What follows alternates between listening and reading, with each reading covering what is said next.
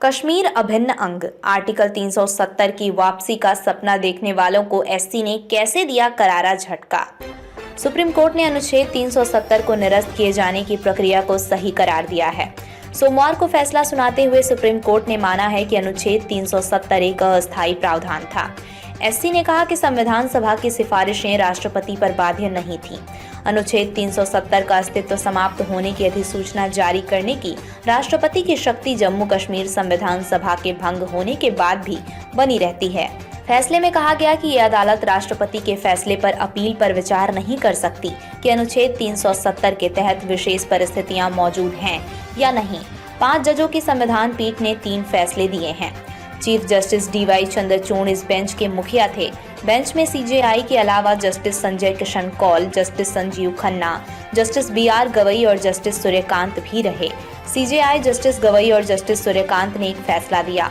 Justice Sanjiv Khanna और justice SK Kaul ने अलग फैसला लिखा। अनुच्छेद 370 पर सुप्रीम कोर्ट के फैसले की बड़ी बातें। सुप्रीम कोर्ट ने दिसंबर 2018 में जम्मू कश्मीर में लगाए गए राष्ट्रपति शासन की वैधता पर फैसला देने से इनकार कर दिया। सुप्रीम कोर्ट ने कहा कि इसे याचिकाकर्ता द्वारा विशेष रूप से चुनौती नहीं दी गई थी। सीजेआई ने कहा, जब राष्ट्रपति शासन लागू होता है तो राज्यों में संघ की शक्तियों पर सीमाएं होती हैं। अनुच्छेद 356 के तहत शक्ति के प्रयोग की उचित वजह होनी चाहिए।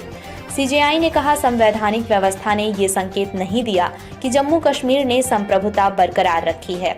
जम्मू कश्मीर राज्य भारत का अभिन्न अंग बन गया है। ये भारत के संविधान के अनुच्छेद 1 और 370 से स्पष्ट है। अनुच्छेद 370 एक अस्थायी प्रावधान है।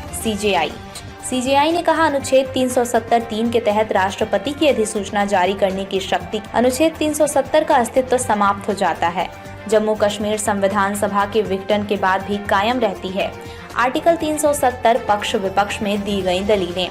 याचिकाकर्ताओं की दलील थी कि आर्टिकल 370 को निरस्त ही नहीं किया जा सकता। जम्मू कश्मीर संविधान सभा की सिफारिश से ही राष्ट्रपति उसे निरस्त कर सकते थे। संविधान सभा 1951 से 1957 तक फैसला ले सकती थी, लेकिन उसके बाद इसे निरस्त नहीं किया जा सकता।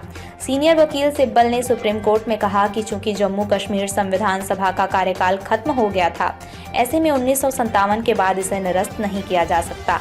ये संवैधानिक कार्यवाही नहीं है।